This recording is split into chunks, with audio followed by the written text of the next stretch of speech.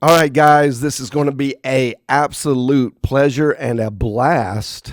We are so honored to have on Sports Talk today the head coach of one of the greatest NAIA teams to ever Jeez. grace the basketball floor. And that pun was intended. Head coach Scott Moore of the Grace Lancers men's basketball team. Thank you so much, Scott, for taking time, man. I know you are absolutely busy, and it means a ton to us, and I'm sure the fans as well. How are you doing? Give us a little update on weather. Everybody's about to go through this weather thing. How are things there in Winona, Indiana? Good job. We got the pronunciation. I always get yelled at by the old people right in Yeah, town yeah. when we call it Winona Lake, and I get yelled at like a barbershop. But thanks for having me on, guys. First off, yeah, just a fan. I appreciate just, other than John saying we're never going to lose, Oh man. I appreciate I appreciate all the, the support. And I think, we talked about this many times is like, I'm an NAIA guy and I'm a small college basketball guy. And even more so now, probably with the changing times of Division One and, the NIL stuff and the transfer portal and it just it's such great basketball the Yeah, more we can be able to talk about it and share with people. And so just a thank you to you guys. First off, I think your guys' production's incredible. I think it's really neat. You have your own, CSPI, your statistics. You yeah, get people talking East Coast to West Coast, and that's what Billy D does, and yeah, that's what Junior does. And I just yeah. think that the more we can chat about it and get it going, it's phenomenal college basketball. I had I a agree. guy come up to me just the other day, and he just came to our Bethel Grace game, and he's sitting there going, "Man, I refereed in the mid high major for 20 years, right?" And I go, "I can't stop watching small college basketball. The game is so Yeah, awesome in the Crossroads League." it really And is. just that just makes it's good to hear that. So thank you Yeah. guys. Oh Snow man. wise, it's coming. It's coming like everybody else. We're going to try to Yeah. play Saturday. We got a big one on the road against Taylor, but try to get it in and see if we can't stay home on Sunday. Yeah, okay, I hear that, and it's coming for us. You guys are a little bit more used to it than we are, so we're kind of losing our minds down here. But it's all going to work out, man. God's in control, so we know it's just going to be. We're going to enjoy it the best we can. All right, so let's just jump into Scott Moore. Give us just a really quick synopsis. How long have you been coaching at Grace? What's your coaching pedigree? How'd you get into coaching? And um, well, you played pro ball, so talk to us just a little bit about how you got to today. Yeah, just to kind of clip it's, grew up 20 minutes down the road from where the school is at Grace, and it's Indiana basketball. So I grew up in a time period of Damon Bailey and Bob Knight, and Wow. like that's what you did, right? That was your Yeah. dream. You wanted to play for Bob, and you wanted to be the next Steve Alford and Damon Bailey, and that's like when I was a kid late 90s, like these gyms here, I people from Indiana just can't quite fathom, our average gym size here in a high school is 4 5 6,000 seats, right? Yeah. It's like that's normal. and Yeah. and when I got to be in high school, we were fortunate enough to be in one of the best teams in the state of Indiana. We were a really small 4A, which is the top level, in Indiana. Yeah. And Friday night, Saturday night, you're talking about, you know I think in my last 3 years of high school, we probably played in one or two games that weren't sold out. And so like the town really did shut down at 6 o'clock at night, and Yeah. everybody came to watch a bunch of 16, 17 year olds play. So I kind of went through that. And college wise, it was obviously different back in the early 2000s. We were recruited everywhere. My brother, we played on a really good team, like I said, ended up losing in the state finals to Greg Oden and Mike Conley, Oh wow. Indianapolis team, who obviously, yeah. So Oh we had to face wow. them twice a year. So we were kind of the 1-2 punch. Yeah. And obviously they had Mike's still playing, which is crazy because we're the same age and my body hurts waking up. He's still playing in the NBA. Um, Well, ended up, you know, Greg Oden, just stop you Yeah. right there. Greg Oden, he was like 47 when he played against you, right? yeah, yeah. We Man, that always dude wondered looked what that birth old. Yeah. certificate said. Yeah. Yeah, I yeah. just had to make that He joke. was he was the stud. In it's too bad that Greg got hurt because Yeah. like you're talking about a 15 to 20 year pro. He was not an offensive guy, but like defensively, you're talking like Matumbo. Like Yep. he would have had Yeah. that type of career in the NBA, and Mm. unfortunately, just knees couldn't hold up. But Yeah. yeah, so recruited kind of all over the map. NAIA Division II, some low major, some mid major. Ended up. This is a story for another time, but both of us ended up at Grace. We knew the Crossroads League was pretty good, and we wanted to play, and we wanted to be close to home, and kind of have those people follow us. And my older brother had went to Grace, so he's six Mm. years older than us. Oh wow. So we kind of followed in that footsteps, and had an unbelievable college experience. Got to play for a Hall of Fame coach. We were fortunate enough because my twin brother, scored a bazillion points where I was able to latch onto him, and we both played professional. So we Wow. got to go to China, got to go to Australia for a year, and then honestly after that, John, I kind of like any 25-year-old, you're like, I don't even know what to do. Yeah. I got an education degree, came back, and my older brother had just gotten the head job at Mount Vernon Naz, who at the time was not in our conference. Oh. So Wow. I I joined with him. I came back from Australia in 2 months. I drove to 3.5 hours to Mount Vernon, Ohio. Had no friggin' clue what I was doing. Was an assistant coach for him. We were not very good, and I learned pretty quick that, like, okay, maybe I stink at this, and Yeah.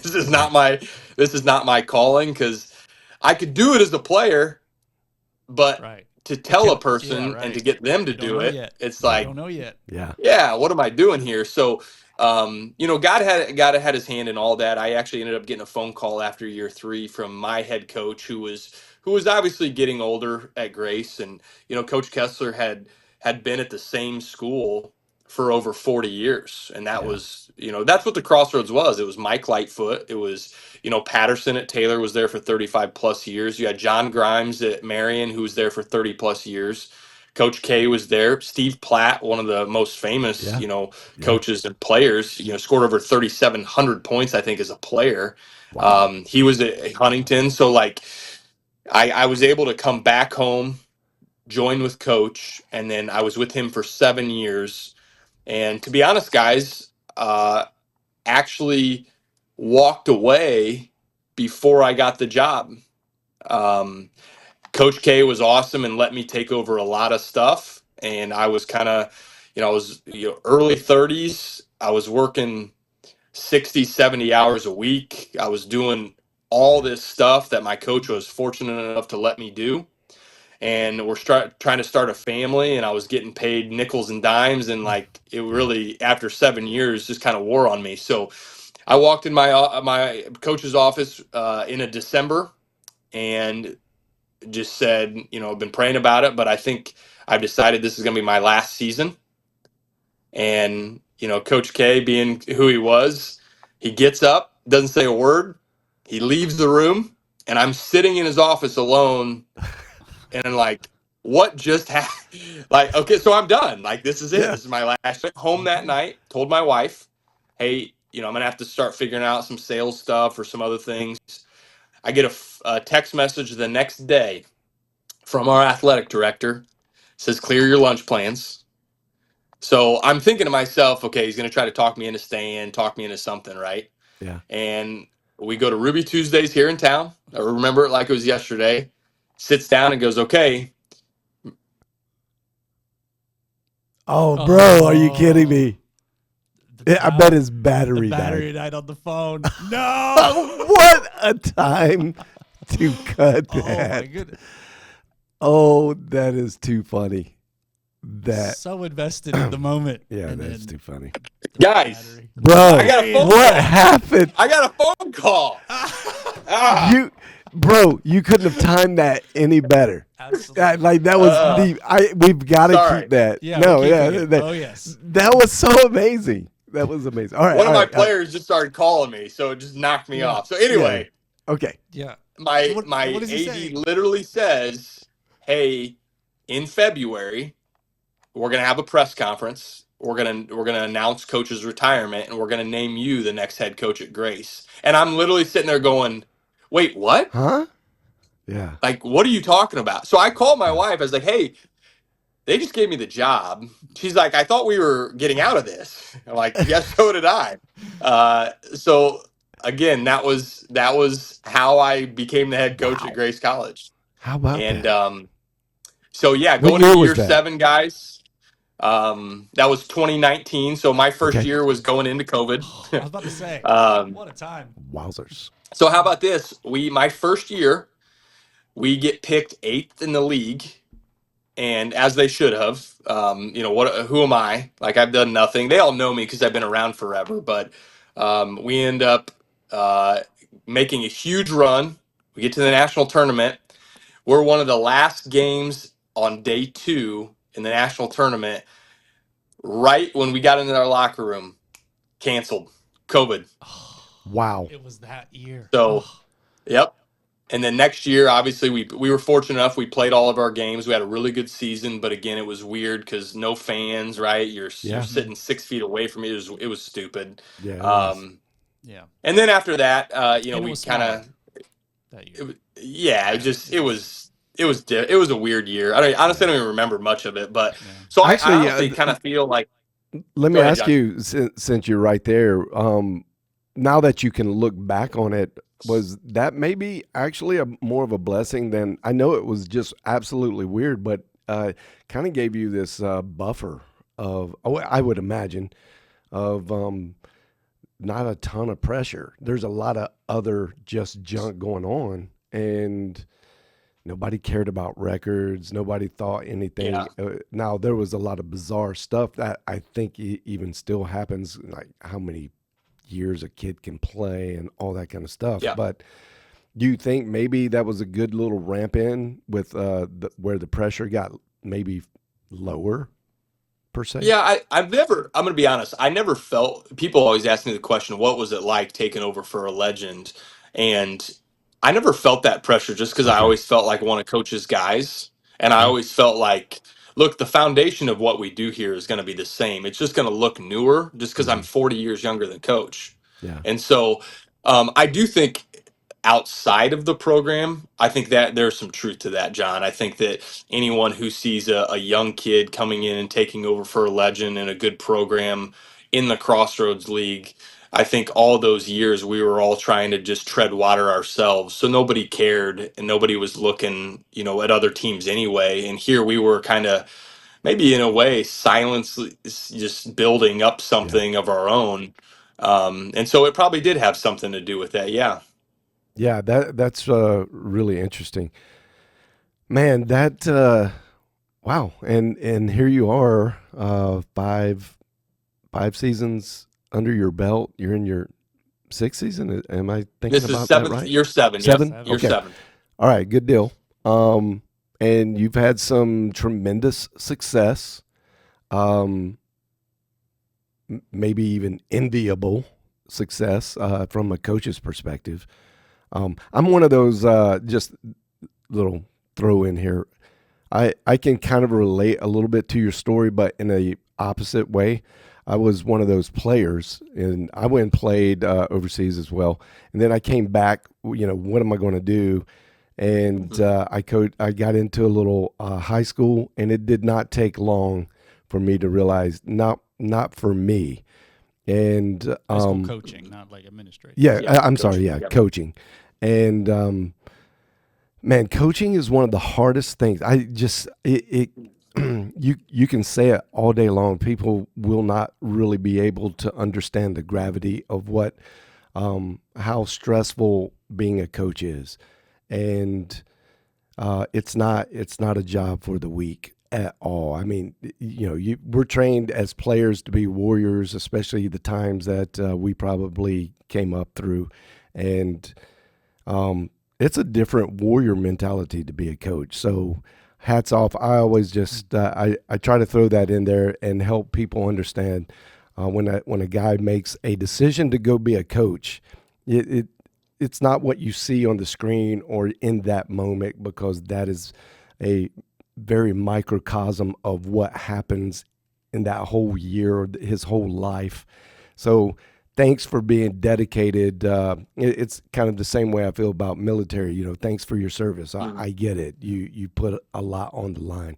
You are putting a lot on the line. That decision that you made to take the offer and go forward is not lost on us, and we definitely want to put that in our narrative and really uplift all coaches, the SIDs. Man, there's so many great people, and then you put on top of the NAIA, man, it's just a great place. Anyway, Yeah. I just kind of wanted to throw that in there. Thank you. The success that has obviously, and we tallied up, I think your last 4 years, and we just looked at it from grace. We weren't necessarily saying Scott, but now that we know you were there, it's like 116-12. Like the last last 4 or 5 years. Something like that. So that's a almost 90% winning rate. Not bad. That's insane, especially young coach coming in, doing kind of taking over the way you did. I don't think there could be a better start. So talk to us a little bit about the X factor or any factor that you have going for you that maybe young coaches, guys thinking about coaching, a lot of assistant coaches that would watch this. What is the X factor there? Well, there's a To lot to that. I success. think that, yeah, I think the first thing, like anything else, when you're young, and even you could say it about coaches who are in this business a long time, like winning and losing can drive a coach insane, right? Yeah. Like it's something that if you put everything into that, at the end of the day, you're going to be disappointed. Like 2 years ago, guys, you just made the comment, John, about it's tough being a coach. We were 24-0, and something happened with Malone that I'm not going to share. And we're going into the Huntington game, and I remember walking over to Corey Alford before the game, and I told him, I said, hey, like, you're going to beat us tonight.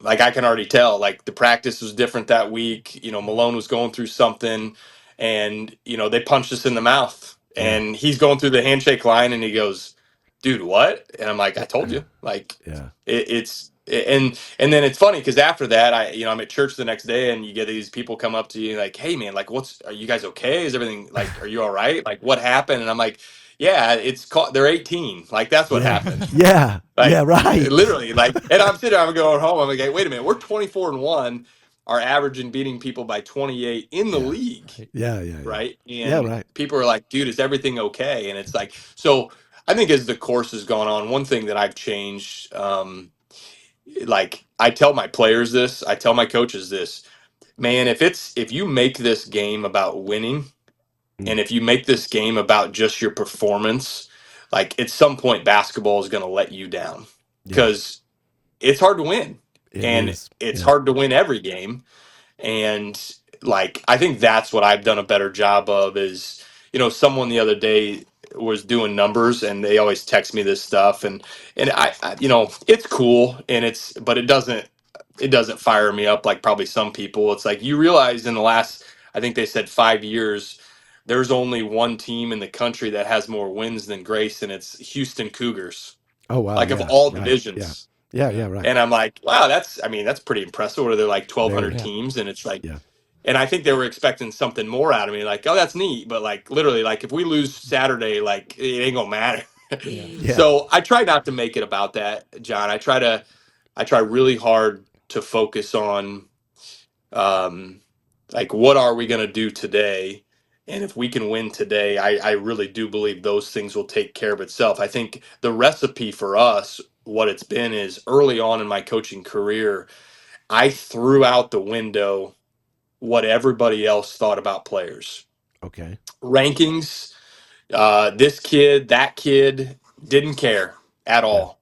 Yeah. And so I said, okay, how are we going to consistently be and win the Crossroads League?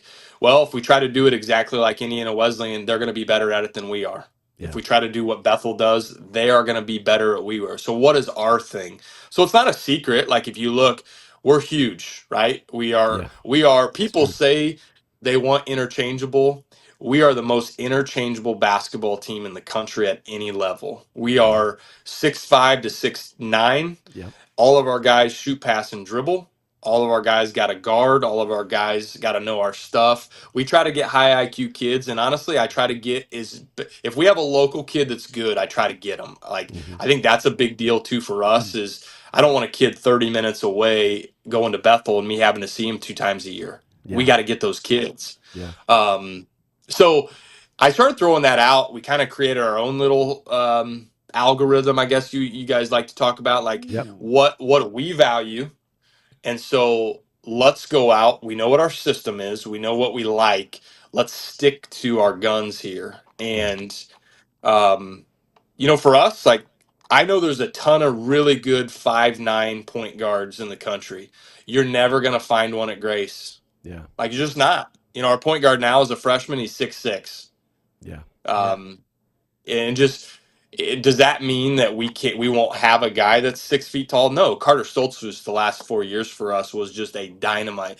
That is the exception to the rule. Yeah. And Okay. so Yep. we know who we are, we know what we like, and I think the best compliment you can get is what has happened now is I think when other coaches start saying, "Oh, that's a Grace guy," it's the ultimate compliment. Yeah. Because not only do you know who you are, They do. now other coaches know who you Yeah. are, and Yeah. it's like now you have an identity, right? Yeah. I love that. And then, yeah. And so that's what we've tried to do. That's what we've tried to build. Are we ever going to be the most talented team? Honestly, I thought 2 years ago, and this is not saying something that people probably don't agree with. I think we probably had one of the most talented NAI teams in the history of NAI basketball. Like, Agreed. I think that, we had 5 Division I players, one starting in the Big 12. One is the best player, arguably, for Indiana State this year. Two played at Marshall. We had one Yeah. kid that could have played but just didn't. So it's like, we got knocked off, and so it's hard to win that last game. Yeah. And my brother will tell you, well, heck, are you even a good coach if you can't win it all with that team? Oh man. Jeez. But yeah, Yeah. That's so what The brothers are yeah, brother. for, so that's man. yeah, that's what it is, man. That's kind of who we Okay. are. That's I what got we it. recruit. That's what Grace is. So, you definitely have an identity, and you're recruiting that way, and um, well, it's Indiana basketball too. I would imagine. When I grew up and came, Indiana's probably the highest basketball IQ state of players. Pool of players to pull from. Now, I come from the greatest basketball state of all times in North Carolina. So I was a Dean fan. So we love to hate Bobby Knight, but trust me, I have the highest respect for Bobby Knight and all the players that come from Indiana. And it's a different brand of basketball. There is an identity. I don't think you described yours to a very specific way, Mm. but even Indiana has a very specific identity in the way they put together their ball players. It's kind of a thing, and Yeah. I find that highly interesting. So, how do you end this run of success? And they know who they are, they know the identity, all that. How do you keep them grounded? Is it just because they know who they are? That is what keeps them grounded, or the more wins you amass, and you're on this winning streak. What is the conversation in the locker room like, or in practice? What do you guys? Is it even a thought? Some coaches go, "Hey, we don't talk about it." They're a little bit superstitious, or Or do you guys talk about it and you're like, yeah, yeah, let's keep the train rolling? How do you handle that? Yeah, we run right towards it. I think that's the one thing Interesting. is like the hard part is I found the kids that we're getting, like, they're not stupid. Like, they get it. So, like, for us to sit there and to, like, if we're playing a team that's probably not very good, it's going to be really hard for me to hype up and say, Yeah. like, yeah, man, like, these guys, they're good. It's like, so we've kind of turned this into, it doesn't matter who you're playing. Like, we're always playing ourselves. And trust me, we have those conversations, John. Like, if we have a practice, I will remind them, like, look, no offense, but we haven't done anything. Yeah. Like truly have not done anything. This is a team. Yeah. We have no seniors. We have five freshmen in the rotation. Yeah. We have, three sophomores in the rotation. We literally have two juniors that play. So, like, the only people that have done anything are those two juniors that actually have been in a national tournament game. No one else has done this. These guys Yeah. haven't won a conference title. They haven't Yeah. won three games in a row to win the tournament. Like, Yeah. so I have no problem letting them know, and putting us back grounded. But I think it also does come from the top. I think, we're going to talk about it, but we're also going to spend so much time focusing on, we have a saying, we want to be the best team in the country at doing simple, excellent. Yeah. And so you come to our practice and it's January 23rd. If you came today, I think you'd say two things, hopefully. Holy cow, they're getting ready to play a conference game on Saturday. Why are they going so hard? Yeah. And number two, the attention to detail in which they're doing it. I think that's part of the way you can keep this train rolling is if you're not focusing on the game and you're not focusing on the conference tournament or Kansas City or getting there, if you're just focusing on like, dude, you just have to do this drill really well. And if you're not doing this drill really well, we're going to do it again. Yeah. And their mindset is so caught up in just that where hopefully I can trick them into not even thinking about what tomorrow looks like because they're trying to fricking get through whatever we're doing right now. Yeah. Yeah. Yeah. So obviously you put 18, 19 wins straight together. There's got to be some good chemistry there, even with a young team. Is that the case? Yeah, I'd be lying to you if I didn't think I was a little bit surprised with where we were coming into the season. Okay. Yeah, I've done this long enough to understand it's hard to win with freshmen, and in our league we have a saying: if you're playing freshmen a lot, there are things that are probably true. Either one, that freshman is really special, or two, you're terrible. uh, Yeah. and so, yeah, going in. I think you asked one of those questions one time about, when did you know? Because coaches know. There comes a point in a season where you're like, okay, holy cow, this team could be good. I Yeah. knew the second week of preseason that okay, I think we got something here. I think we hit some home runs with these guys. I think our upperclassmen, our two juniors, are pretty special. Like we got a good mix. Um, we have a very selfless, but legit. Like I could see the selfless acts come to fruition a little bit Hmm. earlier than I planned, and then Okay. you just get into games and you kind of see it just happen. So, Yeah. yeah, I knew it pretty quickly that they could actually maybe do something a little bit special here. Is there any secret sauce to recruiting brothers? Like I know you said you play with your Yeah. brother, so there's some familiarity with how that works. And I mean, is that a part of your philosophy, or or is this like the Gibbs? No, It didn't. What the Gibbs yeah, guys? no, They were it's brothers, right? yeah, they were triplets, two of three. Oh wow. Okay. Yep. Yeah. And then Um, I I I don't want to butcher the name, so correct me. But Raish, Rosh, yep, the Rosh. Rosh Okay. brothers. Yeah. Yep. Um, one's a We have junior, another one's set a of brothers on freshman, the right? team, the Sefton brothers. Yeah, the Sefton Yeah. brothers. Yeah. So are you doing that on purpose? I think part of it, John, is when you recruit, we recruit families. And, when we're recruiting these players, when you're around family and you get to see the ins and outs, um, no, we have not recruited a kid just because he's had a brother or something like Okay. that. It just kind of has happened that way. Now the twins, obviously, we did, like, we wanted both of them, but the Seftons and the Rashes are obviously in different grades. Um, and Tyler's a good example. Like, Ian, our junior, is one of the best players in the league and is going to be in the short list for Crossroads Player of the Year. Yeah. And his brother coming in, I was the idiot that was sitting there going, "Hey, we should consider redshirting this kid."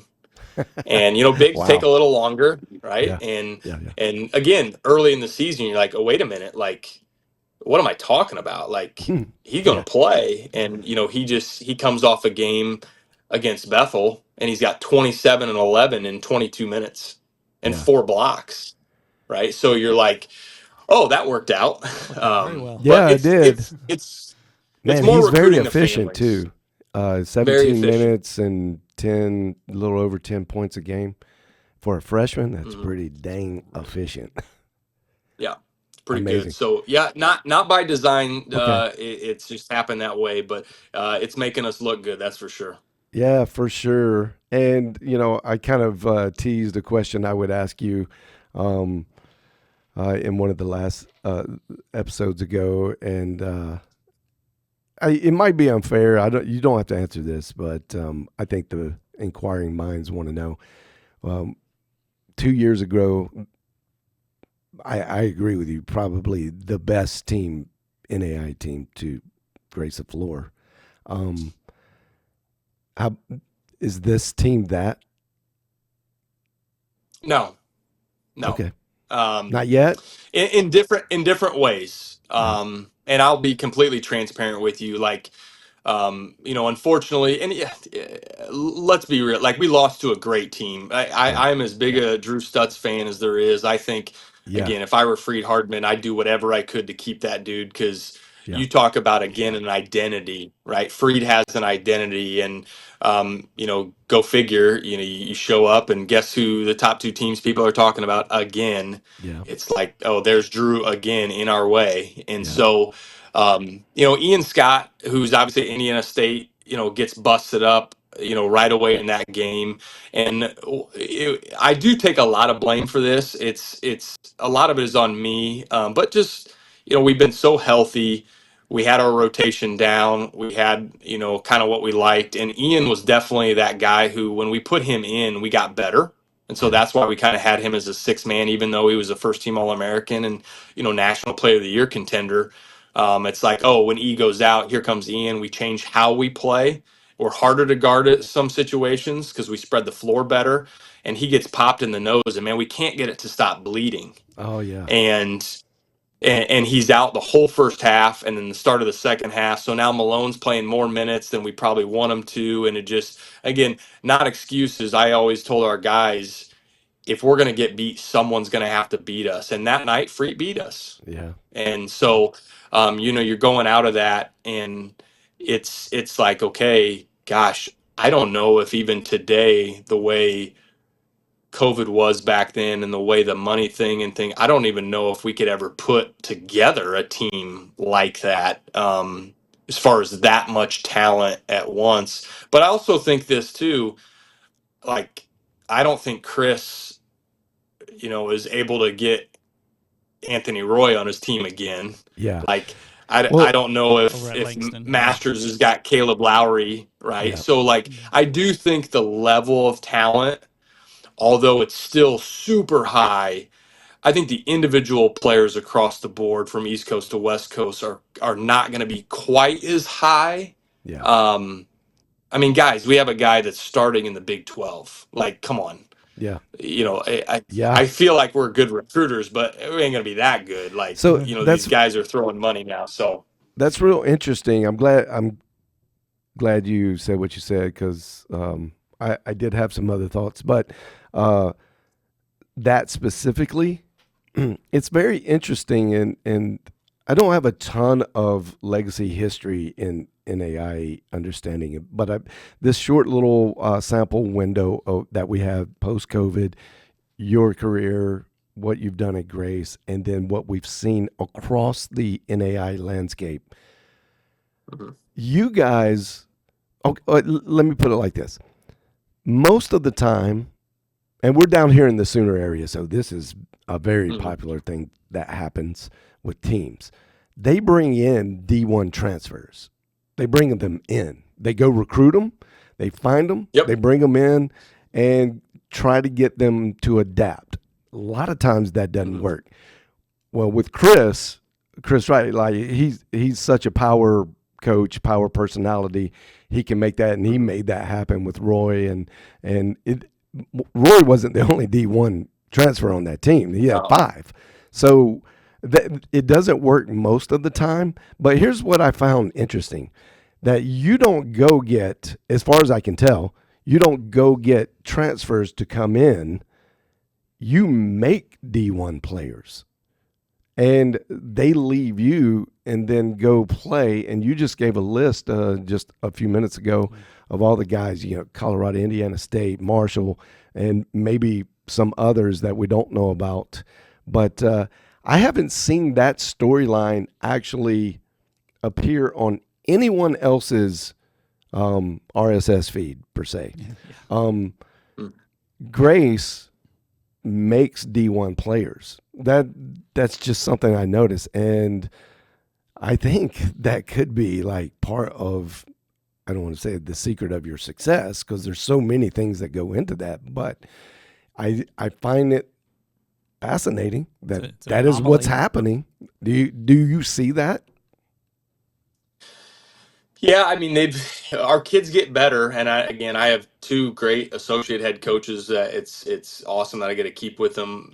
They stayed with me. They both got jobs, so we do put a strong emphasis on development and spending Yeah. time. But I think my favorite stat, John James, that no one's ever gonna know because it's not something that you just like publicize. But in my 7 years, 7 years doing this, nobody leaves.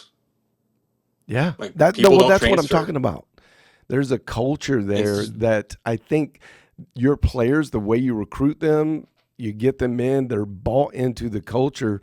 And I don't know. I don't know the scenarios. I don't know how they had an extra year to go play a D1 level. I don't know how you guys build that in, if that's a new thing, but it's really interesting that that just seems to be what happens at Grace. You mm, go play for Coach Moore, and you get not just better, but tremendously better. And you can play at a different level. Maybe you're recruiting D1 players. I don't know. But, yeah, and they just didn't go D1. I don't know how that works for you guys. But the way it fleshes out is that they're playing in the NAIA and they can go Yeah. D1. That is quite the yeah, story. That is not lost on yeah. me. I don't know if that's And we're fascinating really to anybody hoping, else. a lot of these teams have changed their scouting and their recruiting with, they're trying to sell kids to come and play for a couple of years and then transfer, right? And like that's a way like, hey, if you come here, we'll, 2 years we'll get you somewhere else. We're like, look, guys, I'm never gonna sell a kid to leave. Like, I'm never gonna say that. Yeah. My favorite part is Malone, Ian Scott, Jacob, Cade, Wad, all those guys. They Yeah. graduated here 4 years with a degree, and then because the NCAA is so screwy and I don't know how it works, like Malone's playing in his second year outside of Grace. So this is year six. And it's like, I don't know Unbelievable. the rules, but like Yeah. if you can keep playing and Yeah. getting a check and you're gonna experience that, you're essentially Yeah. playing Yeah. professionally domestically, right? Yeah. Right. So I really do. There's some talk, guys, about the NCAA going in the 5 for 5 Yeah. rule, where you have 5 years and you're going to play 5 years. That's the Yeah. most you can play, and there's no extra. Like then you got to Mhm. go. And I look at it as a positive thing for us because what I'm just going to sell kids like, hey, come have a come have a great career, come be a part of something, come Yeah. win, and then after 4 years you have your degree. Look of what some of our kids have been able to do. Let us help you now for your last year be able to go somewhere, and that's where you get relationships with coaches, Mhm. also low major, mid major, and they know the type of kid they're getting. Like when Matt Graves called at Indiana State, like he knew what he was going to get in Ian Scott. Now I don't Yeah. know if he thought he'd be this good, But like that's what I get excited about is these coaches are calling me and saying, "Hey, we want your kid." And then I can sit down with the kid and say, "Hey, this is a good situation. This is a guy who's going to take care of you. He's going to love on you. Yeah. His system fits you well. Oh, you're going to make $100,000 also. That's a bonus. Like that's cool. Yeah. You have to go to class, but not really. It's kind of fake." So Yeah. that's been really neat to see that happen over the course of 3 or 4 years here, and I hope it continues. Yeah. Yeah. I'm sure it will. It just seems to be the way. Yeah. Um, I just want to interject. yeah, go here. I ahead. think it's a good thing for players. They get this idea. I need to go play at a blue dot. I got to be D2, and they end up at the end of the bench for 2 years, and they go, or sometimes even 1 year now, and they go, "Oh, I got to transfer, go to another school. It's D2, good enough to be there, but end of the bench." And they don't play for 2 years, Yeah. and then they go, "Oh, I want to play." And I just tell so many recruits, I've seen it in sports, not just basketball, but I go play and play at the NAI. Go win games. Like Yeah. get in a winning The other culture. thing you guys got to Yeah. remember too with Indiana kids is like they're already like again they're playing in gyms of 5,000 people, right? Like Yeah. it's not the same it was, but like you come sectional time in March, Yeah. like it's Yeah. it's they have an experience and we like to recruit kid. That's another thing I didn't tell you about is like Yeah. I don't waste my time with kids who don't win games. Like if you're a really good player and you're under 500, we're not interested. Like you got to win. Yeah. And so part of that is when they lose here, it pisses them off, and Yep. so they want to do something about it because Yeah. they didn't lose a whole lot in high school. But in saying that, these kids like they'll get recruited by these low majors, and typically we're in a good place because we only have one Division II in Indiana, so we don't fight with them very often. Hmm. But like we will recruit against a lot of low majors. And if it's far away, let's say they're going down to Florida, Mhm. well, they're going from Indiana, where they had an average of 3,000 people on a Friday night at their game, to now they're not playing. They're in a gym where Yeah. there's 250 people. They're Yeah. on a bus ride on a Thursday through Sunday, right? Yeah. That's 6.5 hours away. Yeah. And I think I can't speak for the other leagues, but like at the Crossroads League, like guys, if you watch our, I mean, it is like the thing to do here where Yeah. on a Wednesday night, there's 2,000 people. The gym is full. The basketball's high level. These kids, they sit there and they look at this and they like, man, I don't want to go 11 hours away and Yeah. play without my family and Yeah. friends. And like, so now it's been interesting. We've actually been able to recruit more against even now mid majors that we've never been able to touch before. Wow. And so many of these teams are trying to band-aid anyway. They're trying to get 22 and 23-year-olds. And it just Yeah. fits our system like, oh, that 18-year-old's just sitting there. And Yeah. guess what? Guess who's Yeah. also sitting there is Grace. So Yeah. yeah, that's been Yeah. beneficial for us. Well, not just you. I mean, I don't. Maybe your philosophy and the way you approach recruiting, maybe it's a better style. But the Crossroads in itself, a lot of good Yeah. schools. They're building good teams. I mean, you're not the only good team. You just happen to be the best Yeah. team. But there are a lot of Don't really good. remind So, me. Go ahead. well, I wanted to talk about that Yeah. just a little bit. The Crossroads. We've ranked the Crossroads now consistently, I think, for 3 straight years, the number one conference in the NAIA. And a lot of people may not know the history, but you guys were there. There was two divisions: a D1, a D2. I Yeah. didn't know much about how all that worked, but you guys came over from the D2, and I think D1 guys feel like you came up to the Yeah. D1, and I think you've dispelled the myth, or not Yeah. you personally, but Crossroads has Yeah. dispelled that myth. There was no up or under or anything like that. It was just two divisions, and man, Crossroads Yeah. is for real. So, Sure. talk to us a little bit about your thoughts on the Crossroad conference and how really dense the talent is in playing in that league or that conference. I think you're always going to have your leagues across the country that are always going to be uh, you know annually going to be good. Like the GSAC's getting better, the Sun's getting better. Like the KCAC this year is really good. I mean, Very really good. good. Yeah. Yeah.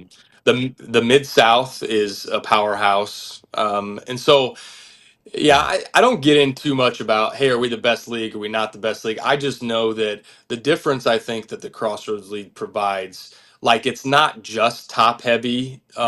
Usually, like you sit there and every year, I'm talking about possibly 7 teams now that could be in the 64. Are we going to get seven? No, but you guys remember, Yeah. 2 years ago we got six. Six of 10 I teams thought are last year walking you in. got 6. Was it six last year? Yeah, I'm it's pretty like, sure. and they're not just there. They're winning the first game. They're going to Kansas City. We've been successful. Bethel got out there. Wesleyan's gotten out there. Um, I think the hard part and what makes it so great is you very rarely is a team that's a powerhouse going to go to a bottom team in the league and drop one. Hmm. Like they coaches will tell you like, oh, we got to play hard. That's coach speak. Like they know Oh they're yeah. rolling in there and they can give their C minus and they're blitzing them. Like Yeah. in our league, if you go to Mount Vernon, Hmm. who is not even a bottom part of the league, if you Yeah. don't like, you're going to get your teeth kicked in. Yeah. Like if you go, like it just doesn't feel like we have an eighth, ninth, a seventh team in the league Yeah. because that's why when you get in the conference tournament, you sit there and you look at your draw and you can throw the 1 through 8 out the door. Wow. It's all about, man, who do I want to play? Who do we match up better with? Because there are Yeah. some times that if I were the 1 seed, I would much rather play the 5 than I would play the 8 just based on matchups. Like if you play, and Spring Arbor's been really good, but if Hmm. you're walking into a Spring Arbor game, you're like, okay, slow pace. They're going to be super efficient. Cottingham's one of the best coaches in the country. Like, get me out of here. Like, give Yeah. me a different team.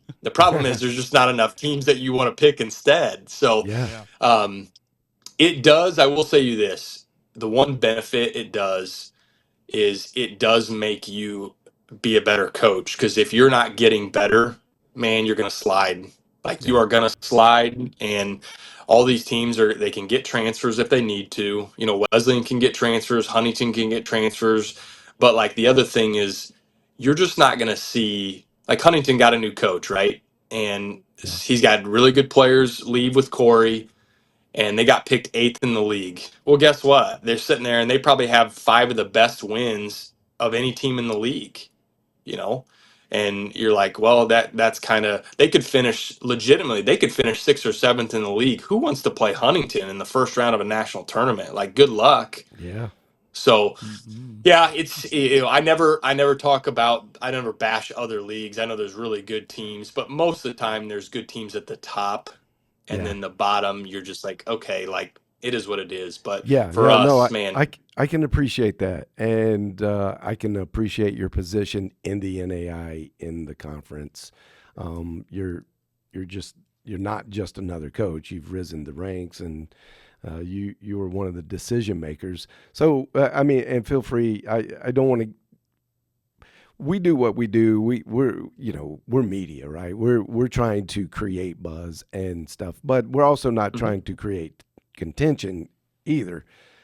But I I think here's the I you didn't dangle this carrot, but I feel like there's a carrot out there, and I want to go grab it. Um, we've been saying, how do you get the best 64 teams? Well, we know that that's not truly an option. It's just Mhm. it's not designed specifically to get the best 64 teams in the NAIA into the national tournament. But you want to get as many of them as you can. How do you know? There's so many conferences, 20 conferences. And I Yep. personally think, and feel free to correct me, because this is just maybe my old school thinking, but we got to know how good a conference is.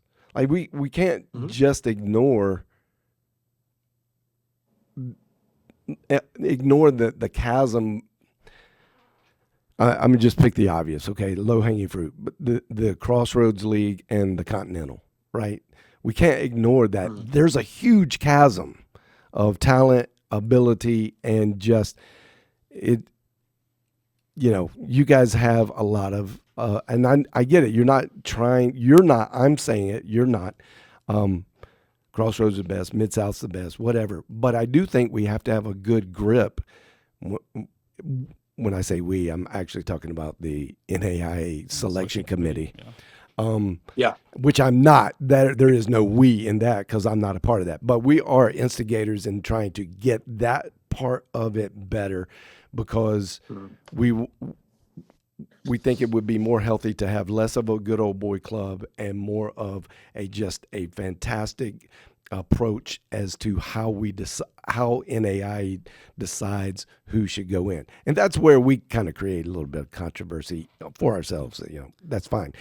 And I'm just saying to you, and tell me if I'm wrong, should we not value how valuable each conference actually is? I know it's splitting hairs like at the top, but once you get 6 or 7 past that, like we got to know and we got to deal with it. And because people are just going to hate Crossroads because you guys keep getting 6 in, and where people are not thinking. They just don't understand how dense it is, and I think it's important for us to say that out loud, at least from a neutral perspective. These guys are that good. They really are that good. Am I wrong? No. There is a lot of like, I think the one thing that I would even counter to your point is we have to be careful just having this legacy thing where, well, it's the Mid South, right? Or it's the Crossroads. So Yeah. like they're always dominant. Right. Or you use Continental as an example. Well, the Continental is in history not as good across the board. So like let's always keep them at not good. And Yeah. I think that's a dangerous thing we get into. You talk about the good old boys club. Like it's not like it does kind of exist, but it's more just this impression that we have in the history of what teams and conferences are. And I think we need to be careful with that. Like I'll give you a great example last year. And again, they probably didn't do themselves favors with the non-conference scheduling, but St. Mary of the Woods, played in the River States. River Yeah. States has really good teams. I'm Yeah. not saying that I mean, they're in our arc, right? Yeah. Like they Yeah. have Yeah. really, Shawnee State is good. Yeah. Yeah. Freaking IU East, IU Southeast, IU Kokomo. Yeah. But like they had a team and the River just wasn't getting much love Mm-hmm. in the conference. Yep. But there's a team within a conference that I thought was, man, really, really good. And I thought that this St. Mary's of the Woods, on top of their non-conference schedule a little bit, so they didn't do themselves any favors. If you look at that arc, I think we had them at like 11 or 12 last year, or 13 even, Yeah. where it's like, look, they're going to make the national tournament, but because the River was viewed as not as good that year, or their non-conference, they're going into like, I don't know, a 12 seed or a 13 seed, and you're like, you watch them on film and you go, are there really 40 teams better than this team? Like, I don't think so. Yeah. And I think that's the hardest part is, yes, you want to view the leagues. It is different when you're Mount Vernon, Mm-hmm. who right now, they're 0-6 against the best teams in the league. But like if they were in conference so and so, are they in the national tournament? Yeah. And like Yeah. that sucks, We right? just said But that the yesterday. Big Ten, Yeah. yeah, the Big Ten, the Big Ten gets 8 teams in, Yeah. and the MAC gets 1. Well, there's a reason for that. And I think unfortunately we haven't got there yet, where I don't think people understand the NAI is a little similar to the NCAA Division 1, like that, where there are power conferences. Yeah. Yeah. And I think that those probably, again, I think coaches do a good job. I think they are weighted. Like, there's not many other teams. The Frontier this year, has a really good chance to get 5 teams in. I don't think you could say another league's going to get 50% of their teams in. So, yeah, we do the best we can. I think the Crossroads has a healthy 5. I think number 6 has a conversation. And let's be honest, like, I don't know, other than Frontier, that there's going to be another league that could say that. Yeah. Yeah. Yeah. Okay, so I had a question on, you mentioned ARC, so Area Rating Committee. You're on the ARC for Chicagoland, obviously Yep. Crossroads, River States, and the Wolverine Hoosier Athletic Conference. We were talking about how the ARC is determined, like, because you got to be, and you're, I believe you're on that committee, right? How do you look at the teams in these four conferences, and what's even the approach to start ranking them? Because you got to rank them 1 through 16 is what was posted, but how does that work? What analytics are you looking at? What's the? I mean, I know it's a couple. Each conference gets one representative and then one from outside, so it's 5 people, correct? And then what's the process? Yep. So I pulled up. I actually have this paper in front of me that I always use, and our lead of our arc rating is Ken French out of the River States, who does a phenomenal job, and he's the one who represents our arc at the national tournament, is to select those 64. So what really we just go, like, the NEI gives us criteria, and I'm a big believer on, like, look, tell us the rules of the game and let us play, Yeah. right? And so Yeah. you can come up with whatever thing justifies your team and why you should get in. Mm. But I always go back at the end of the day, like when I am rating the Crossroads League, when I'm giving these teams, like, I have an opinion, right? Which is a good old boy opinion. Mm. But I need to put that aside and say, okay, here's what they've given me. They've given me quads, who's winning in these quad games. They look at the RPI. Now we know, like, let's be honest, guys, even the coaches know they put love in the RPI. It's not the end all be all. In fact, the strength of the Yeah. schedule thing is so stupid now. We even moved it to the Mm-hmm. second. I'm probably going to get in trouble for even saying that, but we moved it to the secondary criteria Yeah. because it's like, We saw Well, it. that's It's fine. public non-NAI information. We games. saw it already. Yeah. Yeah, non-NAI games don't do anything to your schedule. So there's a lot of teams too that now will just play non-NAI games because they won't play bad teams. Well, it'll skew their strength of schedule. So, like, coaches know that, but at the end of the day, win games. Like, win games. Always Yeah. good. If you're 18-2, there's a reason why you won 18 games. You could Yeah. play the worst schedule in the country. You got to win. Number two, then your RPI gets taken a look at, and then I think coaches are spending more time talking about, okay, who are you beating in the quad ones? Who are you beating in the quad twos? Who are you losing to in the quad fours? Who are you losing to in the quad threes? And then when we put these side by side, I try to remind Coach Time that be careful about where a team is listed and just using that. For example, Bethel could be number 6 in the RPI. Taylor might be number 11. And the dumb person's argument would be like, oh, well, they're ahead in the RPI. Let's use that. But then when you look at the numbers, you're like, yeah, but, like, dude, they're like 0.004 away from each other. That's You're not even making, like yeah, they you're could, making my yeah, point. they blink. They Yeah. blink and switch. So, Yeah. Yeah. what I did was I put all this material together. Ken puts it all together, and we sit down and say, okay, Grace is 19-0. We don't even talk about the coaches poll, which is, it Yeah. doesn't even matter. And, Right. and I'm on that poll, right? Yeah. Yeah. It's just a media thing. But there's so many mistakes in that anyway. Yeah. Don't get But me we look started. at what, they're number one, they're number two in the RPI. Here's their quad wins. They're 6-0 in quad one. They have got no quad. Okay, they're number one. Now you go down to Wesleyan, you go down to Bethel, you go down to Taylor. And I'm going to be honest, like, when I first started doing this, I'm like, I just penciled in Bethel at number 3, right? But I sit down and I put Taylor and Bethel together, and it says, okay, their RPI, they're essentially the same. They're like 5 away. Their quads, I think Taylor was 3-2. Taylor was 2-3. Okay, close, but Taylor has a winning one. Head to head, Taylor beat Bethel by 9 on the road at Bethel. And so, like, you're splitting hairs and you're down to, like, okay, well, that's enough. Or if I was being honest with myself, I think Taylor should have been, boom, number 3. So Ken puts him at number 3 and Bethel's number 4. So you do really, Hmm. really, Yeah. like, it's a lot Yeah. of stuff where you do battle. I do think coaches maybe spend a little bit too more time, like, salivating over, like, yeah, but we beat them back in November. And it's Yeah. like, yeah, but, Yeah. like, But in I mean, November.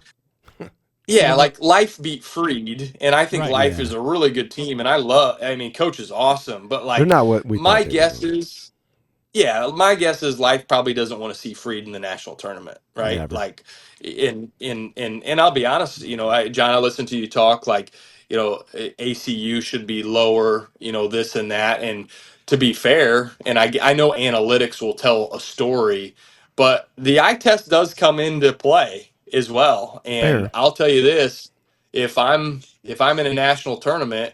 I probably would not ideally want to see ACU or Langston in the first pocket of my games, right? Because coaching matters, um, you know, style of play matters, Yeah. and there's certain things that analytics can't just tell the story of. But going back to your question, Yeah. like that's James, how we do the best we can, and Sure. you are right. Not the best 64 teams get in because there's going to be conference representatives as well, just like the national tournament NCAA.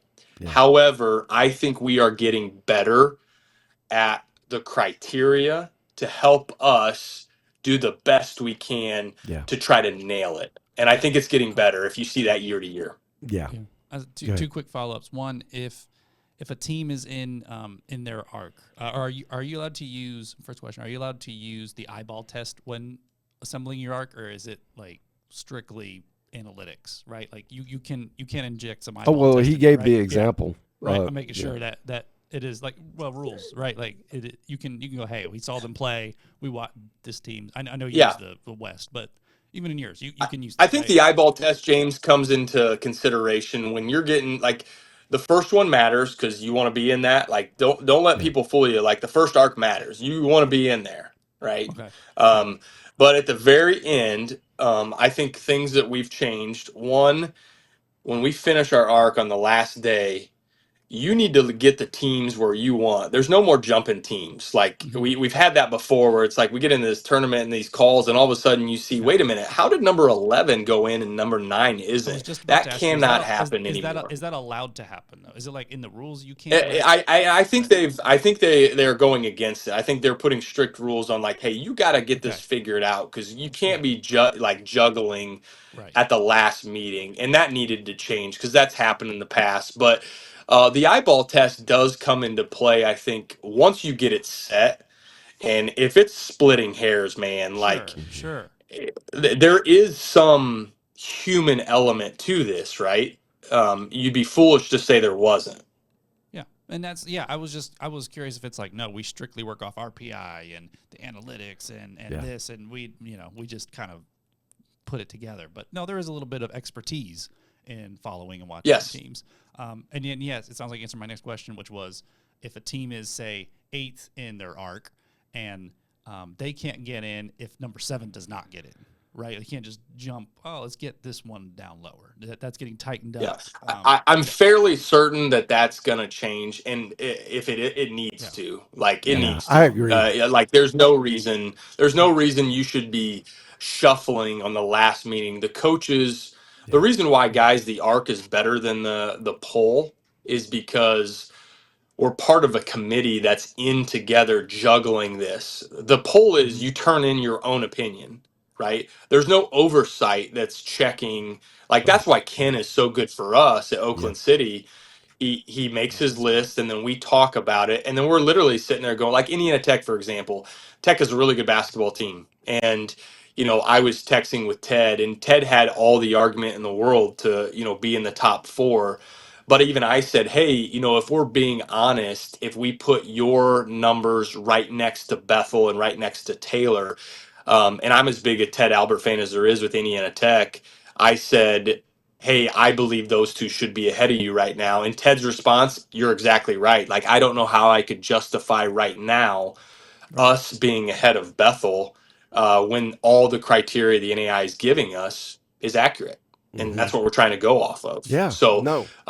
yeah, And that's where you I go, think just I go think win that's where it games. needs to Go win change. games and make me Go move win you up, games. right? Yeah. Yeah.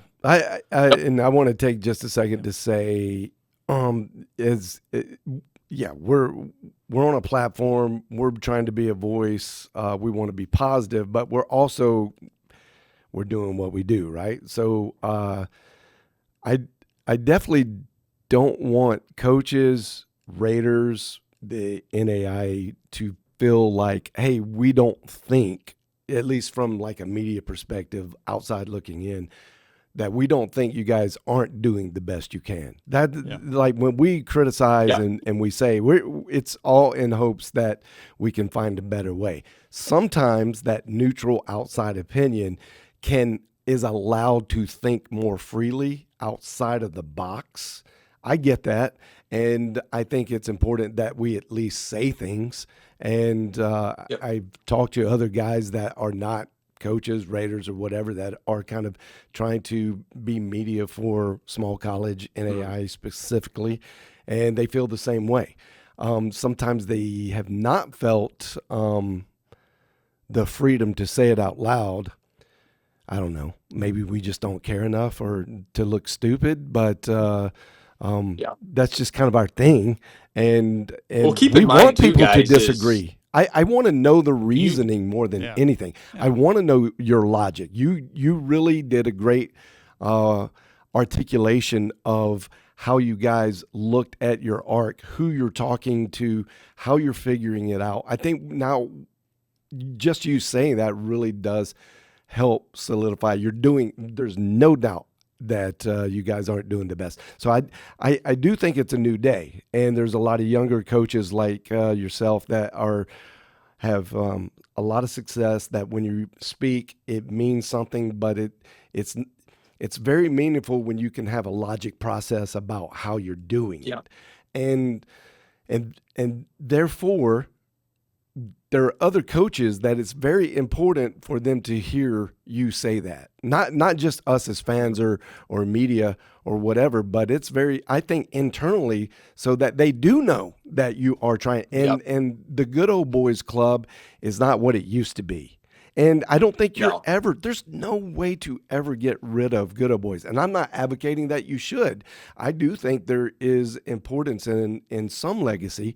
I'm with you on, let's not build it up so that nobody can break the ceiling. Yeah. But there's some wisdom in the guys that have experience and making decisions. Now, hopefully every decision maker will feel exactly like you do. And it's important to consider outside the box options. And I think we're getting Remember there. too, the reason why you guys matter, and this is why Junior matters, this is why Billy D matters, is Billy D's a little bit different because he's a basketball fan and he's always going to be, diehard Oregon Tech. But you guys view this as like you don't have, like, you're cheering for teams, but you're not attached to teams. Like, you guys are fan of some Sooners. I'm sure you love Delton's team and Langston and those, like, they're great programs, right? But like, coaches who are deciding this are like emotionally attached to this. Yeah. And so that's where you get some of the issues too, where it's like, I want to fight for my team, I want to fight for my league, but you can also get a little bit of skewed. Like, I can justify anything you want. Like, if you want me to make Mount Vernon sound unbelievable, give me 4 minutes and I'll make them seem like the best team in the country, right? But you guys are good because you're asking questions and you're like, well, I don't understand. Like, help me understand why this is why it is, because you're also not emotionally attached to these teams. True. Other than Grace. Not yet, but most of them. A couple years ago, I was emotionally attached. Yeah, I mean, you were fired quickly. Oh, fair, very fair. Really do appreciate. We know this takes a lot of time. That's putting these teams together is not help. It's not help with practices and whatnot. It's just a big investment. Well, I'll tell you, Scott. It just transparently, we do talk to other coaches, coaches that don't really have a voice, and because they're 500 or just a tick above 500, they're trying to figure it out just for their team, but they're also saying and seeing that, man, if I do, I just want a chance. Like, if I get close enough and get a chance, they don't feel like they're going to get a chance. And I do think that's eroding, that it's not what it used to be. So kudos to you guys as leaders across the NAIA and the NAIA. I'm not going to take any claim that I helped that, but as media, I do think it's our responsibility to at least start saying things out loud. I'm not going to like Yep. put anybody on blast or get serious, shade to any particular program or person. I don't want it to become personal. Yep. We just want to recognize things, and if it's logic, if we can say logically we need to say this because it will help in the long run, we will. We understand that that potentially could have a little stinging effect, but Yep. I just want to say, I think you do know this about what we do. We really care about the kids. I like, man, we care about the kids. If you don't know, we do. We want these guys to shine. We're just trying to put some shine on great basketball, great a league that represents great character. It tries to promote great character, coaches that. I know not all coaches are going to want me to say this, but from a more of a religious kind of perspective, because a lot of these schools are religious, coaches tend to pastor more. They tend to shepherd more than they're coaches, and they are coaches, but man, they get involved in the kids' lives much more than at bigger schools. Yeah. And I can say that from personal experience because he said he recruits families, right? Yeah. Well, I'll tell you my favorite quote I ever heard, and I stole it. It's not mine, but I use it anytime I can. When everybody, when people ask me what I coach, I never say basketball, ever. I say I coach people. Yeah. I teach basketball. Yeah, that's amazing.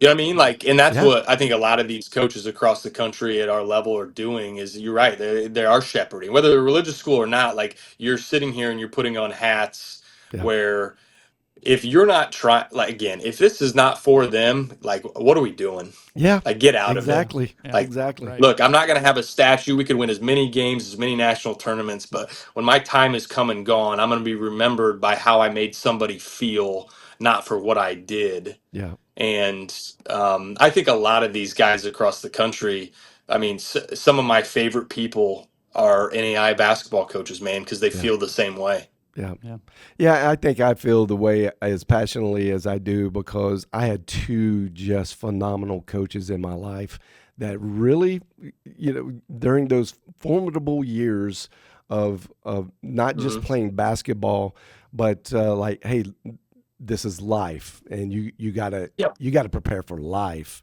That's what great coaches do, and they make you aware of that. And I became a different person under good leadership and just a coach that cared. And I've had coaches that didn't care, but now, and that's why I'm like, man, this league is so fantastic because there's so many coaches that care. There's so many great kids that get recruited and no one talks about it. And this is just phenomenal. It's great entertainment. It's great competition. Everyone should be looking at this. Yeah. It's just a no-brainer, especially now. In the age we are. Think about John. I mean, remove those coaching influences from your life and think about your life. Like it's tough to do, right? Yeah. So everything would be dark and things I don't want to imagine because I know where I was before I was impacted, and that was probably going to be a road of destruction. So, the Lord was very kind to put those people in my path. But it takes coaches, it takes people willing like yourself to do that kind of stuff. So that's part of why we do what we do and why we're kind of passionate about it. We also are nerds and geeks, and we want to we want to get it right? We want people to get it right. We want it to be the best. Well, you talk more about analytics and numbers than my mathematician teachers here, so I know you're a dork. Yeah. Unfortunately, it's a fault. Okay, we hey, embrace before it. I go, you guys have been too easy. Let's get into some controversial stuff. Give me something here. Jeez. Come on. Oh, we thought we were. Yeah, I'm running towards it, man. Okay, well, what I got you. I got one for you. Who's likely to beat you? Who's likely to beat us? The next team we play. No, come on, man. That's who's likely to beat this us. is why we don't get controversial because we get coach talk, right, man. Fine. I got one. I got one. Okay. So, Hey, in the crossroads, for those who haven't seen like games and you've been in these gyms, you've coached. What's a gym where you're Yep. like, ooh, that's a tough one to go play in? Like, Yeah, you know, it's a little that's extra. fun. Little like Grace, we know is phenomenal environment every home game. But like, what's another one in the crossroads we should look for? Spring Arbor is really hard to win at. One, it's the only Michigan school in the league. It's we are so spoiled, guys. My average trip, here is 45 minutes to an hour. That's our Wow. conference trips. Oh my goodness. It's The Frontier would ridiculous. like to have a It's word. Take that, Cascade. yeah, Cascade would like to have a word as well. I Yeah. mean, it's ridiculous. So I know we're spoiled in that, but to go up there, one, he's a phenomenal coach. Two, he's the longest tenured coach. So like he's been doing it. He's won a national title, but it's dark up there. It's they don't get probably as many fans regularly as like us or a Wesleyan do. It's always January, so you're driving through a little bit of snow, and it's like the style of play is not up tempo. Like that is a hard place to go win. And then for us in general, like we've had so much success against so many teams in the league, but man, when Corey was here, just going to Huntington for us for whatever reason was just that was the toughest place for us to get out with a win. And I don't know what it is. It's kind of a Yeah. cracker box. It's small and it's Yeah. tight. It's really nice. It's Yeah. Yeah. beautiful. But man, those fans, they're on top Yeah. of you. Yeah. There's not a seat open, right? Yeah. And they don't like you for whatever. And they're Yeah. they're farm people, man. They're Yeah. mean old people who Yeah. just Ah, they yap, I and love it. yeah, It's an it's a intimidating hard place to environment. play. So How about Bethel? yes. Is Bethel a tough place to play? Yeah, I mean, just because the team's good too. It's like I Yeah. wouldn't say it's the facility makes it a hard place to play. Okay. It's a good gym. It's open. It's bright. Like that's the other thing is like I personally don't think Indiana Wesleyan is a hard place to go play. I don't think Taylor is a hard place to go play. They have nice gyms. The travel's not far. I when I think back of for me personally, what was a tough place to play, I would put the Huntington and Spring Arbor up at the top two. Okay. Is Taylor the number two next under you guys in the conference? I think Coach would tell you not yet. I think honestly, Austin would tell you not yet. Um, is it surprising? No. I think they have the facilities. I think they Yeah, for sure. they have an identity. Like that's what I told him the other day. The best thing he's done as a coach is he knows who they are and he Mm-hmm. goes and gets kids that fit them. Do I Yeah. think right now, they're number one, number two? No. Do I think they could get there very soon? Absolutely. Like Okay. I think they got a tough stretch here coming with Yeah. kind of the three big dogs right now. So you ask me this after 3 weeks from now, I could be okay. I'm an idiot. Yeah, they are. Yeah. Yeah. Um, but yeah, let's just say this: they are trending in the right direction. That's for sure. He's done a phenomenal job. Okay, take Freed Hardeman out of because it won't happen like this. But what team in the NAIA do you not? You're going to be number one in Kramer bracket, whatever whatever they call it, do or whatever. You're going to probably you keep going the way you're going. You're going to be number one in one of those brackets. What team in the nation do you not want to see in your bracket? Yeah, you're not going to like this, John. You Oh, can get No, Oklahoma you're not. he's gonna Wesleyan do somewhere it. else. Let me Say tell it. you. Just say it. Let me tell you why. Let me Okay. tell you why. And again, year to year, again, you can have a different basketball team. You know that. Like this year's College Idaho team is not the same as last year. Sure. Okay. But at the end of the day, I will always lean to who's the coach. And Yeah. so let me tell you who I prefer not to see. And I'm going to see one of them most likely. I don't want to see Chris Briggs. I don't want to see Chris Wright. I don't want to Yeah. see Colby Blaine. I don't want to Mm-hmm. see Justin Mm-hmm. Parnell. I don't Yeah. want to see like those guys, Delton Deal. Like Yeah. those guys they're always there for a reason. Yeah. And so um, the only thing Donnie does, look, Donnie's the biggest dork I've ever met, and he's a goofball, Yeah.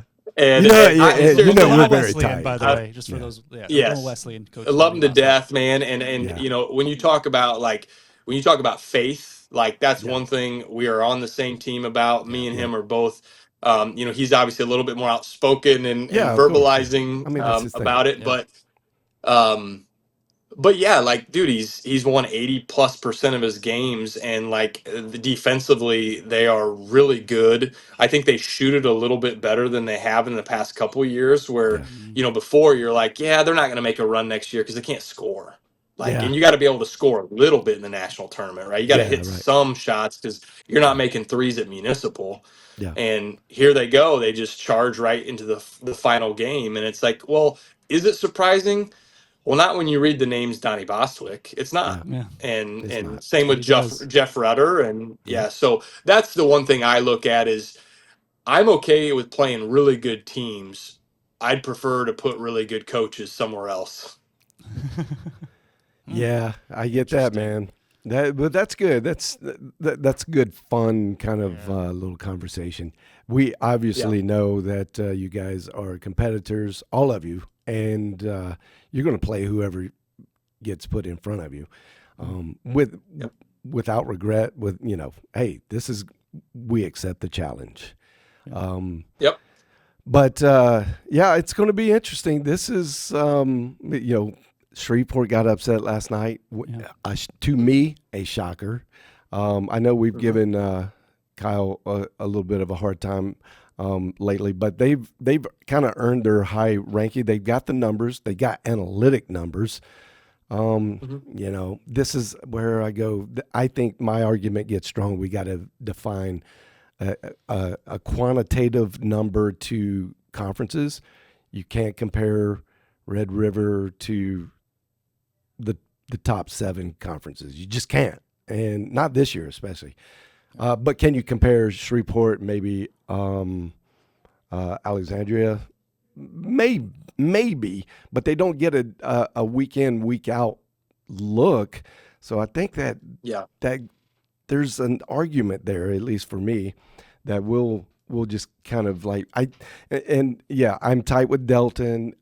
We talk about this stuff a lot, and big arguments. And I think the one small piece, you guys got it almost right. The one piece that's kind of missing is how we define the qualitative. I think I said quantitative. I mean the quality number between conferences, so we can really know. And I'm not How do trying to slide you into that. essentially you're looking at how would Mount Vernon measure up if they're in the Appalachian? Like, are we Yeah. calling them a tournament team? Is what you're Bro, saying, I'm gonna just right? tell you. I think from what I've seen Mount Vernon this year, If they were in Red River, if they were in Red River, they're 1 or 2, Yep.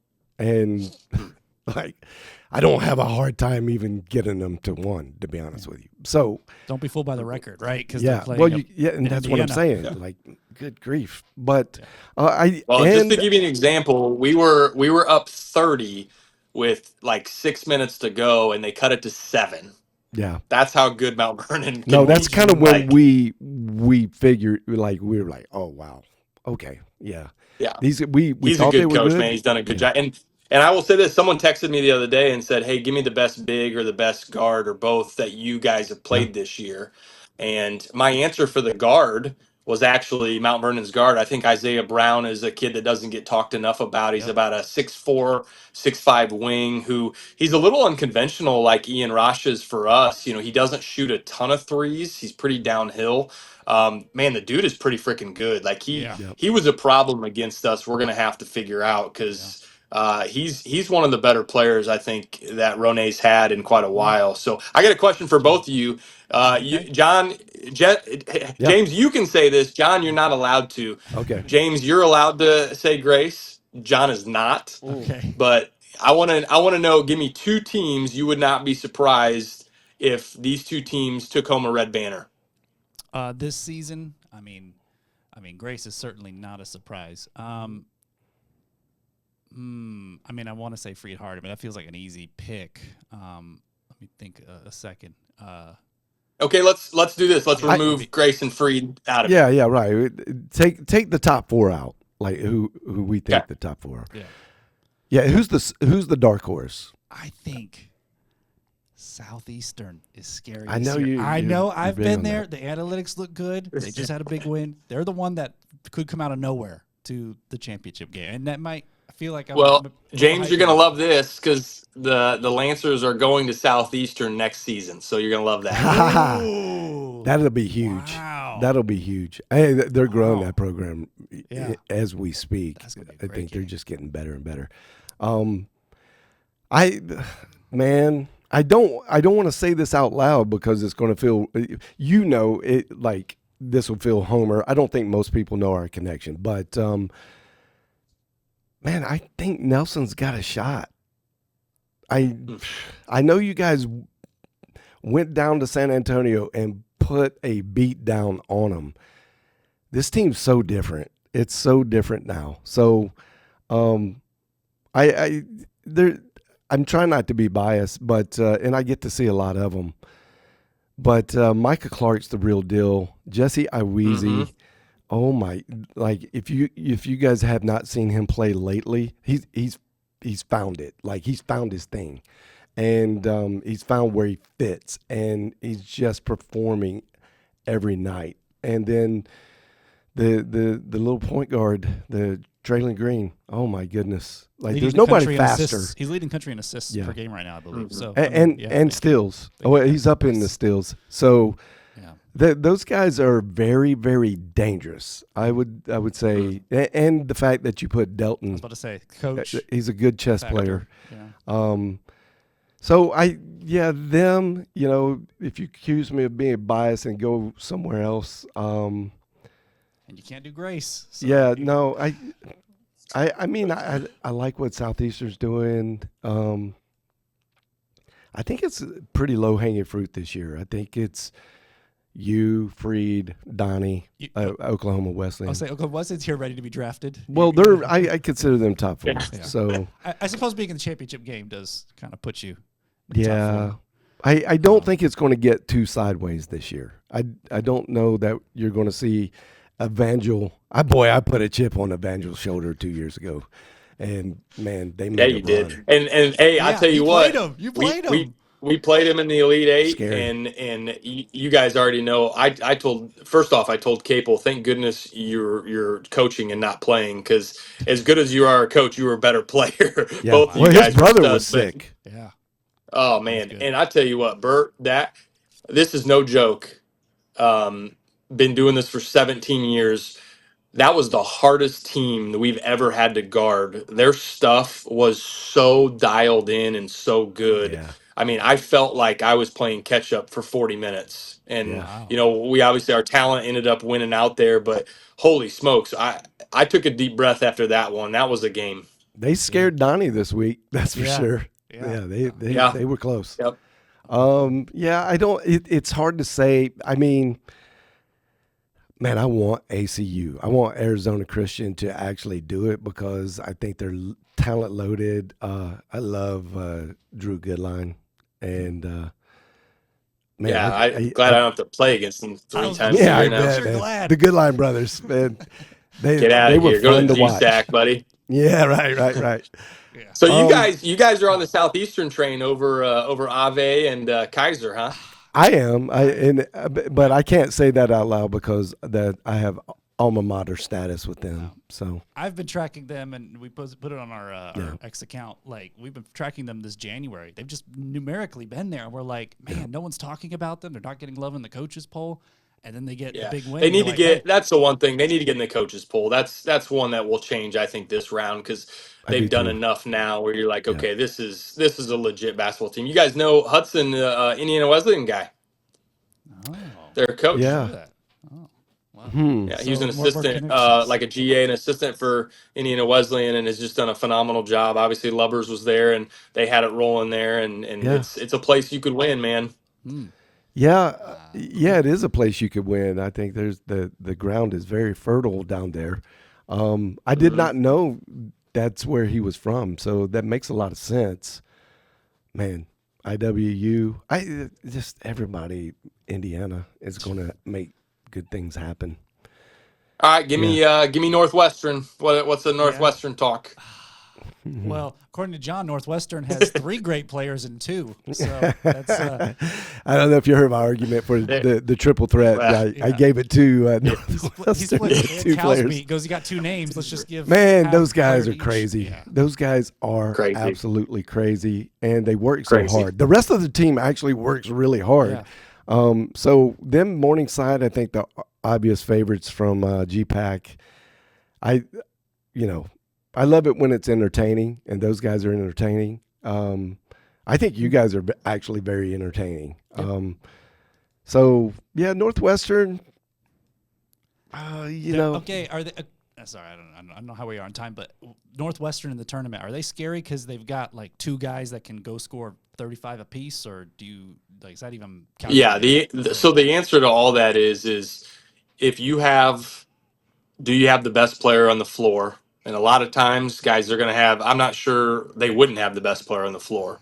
And Yeah, then you're like, well, would they have the second best player on the floor? Holy maybe. cow, they might have the second best player on the floor. Yeah, The other thing, you sit there and you go, well, name a team in the country like they couldn't actually beat. And if the answer is like, well, they could technically, I think they could beat anybody, you don't want to see them. yeah. You're gonna think this is crazy. I'm maybe you won't, but Williams Baptist, man, people better watch. I get it. You've been riding the Williams Baptist train. Is there a check in the mail I haven't seen or? No, I'm just telling you, just watch out, man. 15-2. Wesson. No, Oh my you know what? gosh, that kid We is started. unreal. Yeah, what's the kid's name? Wesson, Dion Wesson, Yeah, and he's got a yeah, sidekick that can go just as hard. They're a they're. dynamic duo. Yeah, You know what I'm they just do? They win. I mean, they do. again, you sit That's there what and you you're like, said. well, why are Just we go talking? win. Yeah, that's Yeah, what they're doing. They're one of there's those the French league. teams. Yeah, there's the league too that's gonna again they're gonna get the wrong side of the bias, Yep, right? But yep, there's a team where like, they're probably gonna get underseeded where they should be based yep. on coming out of that league, and you're sitting there going, okay, like if Williams Baptist comes in and they're sitting at the 8-9 and possibly playing a 1 in the next round, like that's probably the 8-9 you don't want to see, right? I Yeah. promise you Yeah. don't, man. Those guys can do it, and Yep. yeah, Yeah. they would be scary in a tournament in a one and done. Very. Yep. I get it. I'm kind of make the same argument. The only knock is it's kind of like Shreveport, Alexandria. You spend a lot of time in a conference that's not going to challenge you to be much better. So not at the level you're going to need to be in like a tournament like this, a postseason tournament. Yep. So that will be the knock where they haven't seen the highest level of talent very much, even though they're very talented. So what will they do when they do see that and get matched up against Chris Wright or something like that, where it gets super dirty, or even Donnie, the very gritty, dirty basketball? How are you going to handle that? If you can handle that challenge and rise above and get a win, then I think you can beat anybody. So, especially in the tournament. And every coach, I can't speak for all coaches on a lot of things, but I could speak for all coaches, I think, on this. When you get to the national tournament, you might as well just throw outside of the top 4 or 5 teams, you might as well throw the numbers all out the door with the rankings, because it's Agreed. all about matchups, Yep. It is right? all Like about if you're matchups. sitting there and I think about this, guys. Yeah. If you're a team who doesn't see a lot of zone, Yep. and isn't particularly good at zone offense, and you're a 2 seed, a 3 seed, and here comes College of Idaho into Yeah. your tournament, Yeah. and you got to beat them in the first round, like good luck, Yeah. Their right? fundamentals are. Yeah, I don't They care they what proved that record they last have. year. That's for sure. Yeah. Yeah.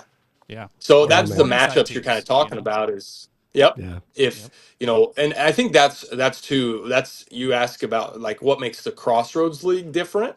I think we try Yeah. really hard. The benefit we have that other teams don't, we can see a lot of styles within 4 hours. right? So Yeah. there is some strategy to non-conference. We try to play teams that are very different than the Crossroads League. Now the GPAC is very similar, so that was just one that we wanted to do to build the resume and play a good Morningside team, play a Briarcliff team. But like, when you're going down to Florida and you're playing Southeastern, when you're playing ACU at ACU, when you're Yeah. going to Oregon Tech, like those teams don't play like us. And when you're in the national tournament and you're in Kansas City, not only do you need to win 90 to 82, you got to probably find a way to win 70 to 76. Yeah. Yeah. Yeah, that's true. And like Yeah. if That's you, I hard. promise you, like when you play, when you play Chris Lane, or when you play Chris Wright's team, like you're not scoring 90, like you're not You're going not. to. Yeah, So you're just not. you have to figure out, can you score 74 And and win. hold them to 65? Yeah. Yeah. Well, yeah, in that particular scenario, I think yes. I think you'd be lucky to score 74. Maybe not you guys, Yeah, for but sure. for most, you better be prepared to win putting 61 on the board. That is hard for a Correct. team that averages 85. And it's Hmm. just a mental meltdown that happens at the end. And Yep. Chris knows that. Like, I mean, he knows Yep. that's going to work to his favor at the end, and it usually does. They're not quite as talented as they have been in the past, and that's not a super knock because they are very talented defensively. Hmm. They just they don't have an Anthony Roy or they just the scoring doesn't come as easy. They Yeah. can do it Yep. though. We have seen them do it a couple of times when they Yeah. really, really needed to. But that John Brown loss, man, that hurts. That I'm sure that just hurt Yeah, and they hurt got your some soul. guys. I mean, he's got some guys coming back from health Yeah, issues that will true. help him. That's And true. Chris isn't. He's not shy to tell you, like, offensively, they need help, and I think Yeah, some of the guys they're getting back hopefully will help them. yeah, I I think just so. hope it's not when they play us if we play. Yeah, Right. Right. yeah. That's true, man. Okay, one last question, and then we'll let you go, bro, because you've spent. Man, thank you so much. Thank you. But what happened in Hawaii? You 2-point win to AIC. Nelson, AIC. Let me give you the answer because they're Okay. 18. Yeah.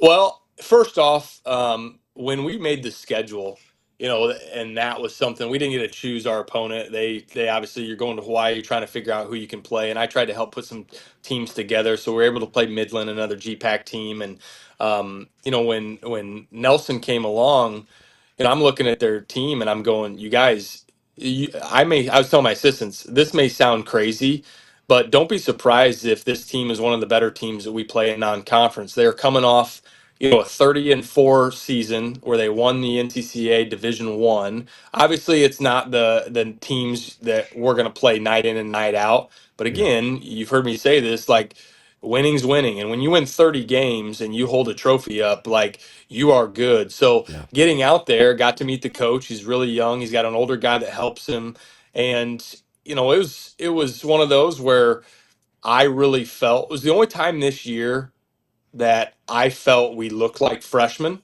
and that we got outplayed. I think we got outcoached. I think they had their guys much more ready to play than I did. Yeah.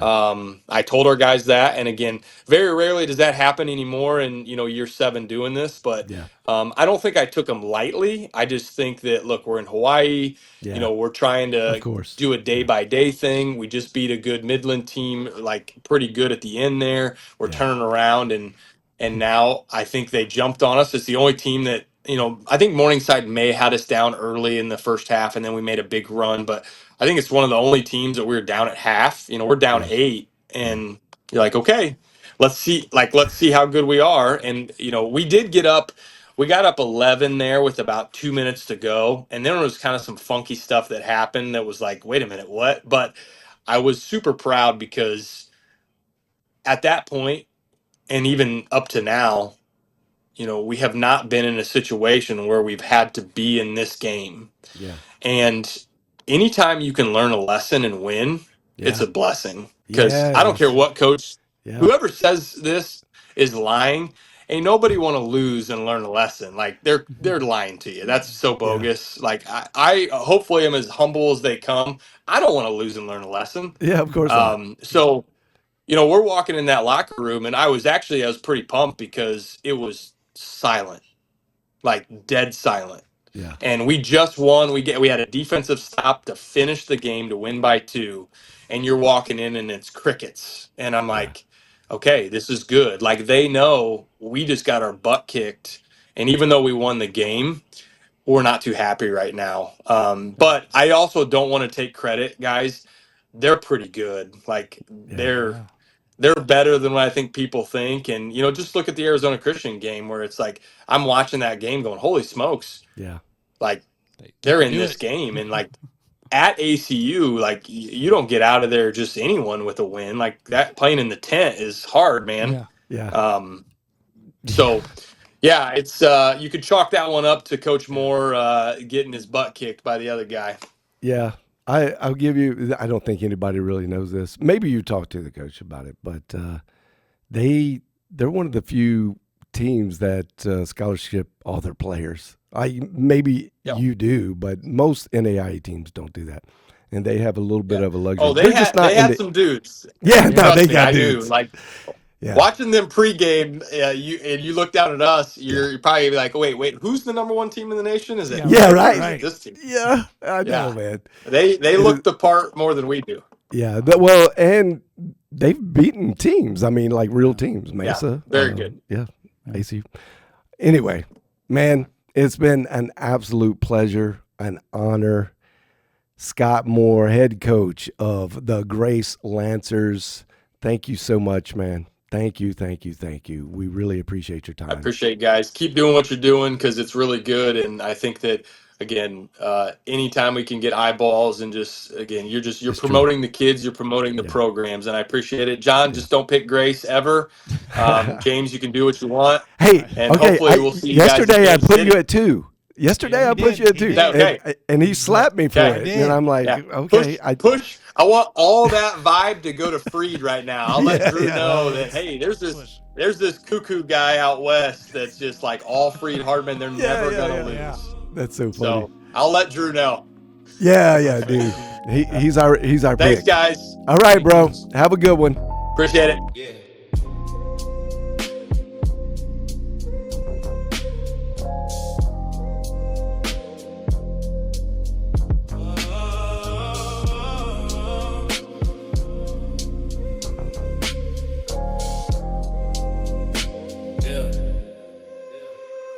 Friday nights, red lights, mic check live. Stats on the screen, yeah, we break it down right.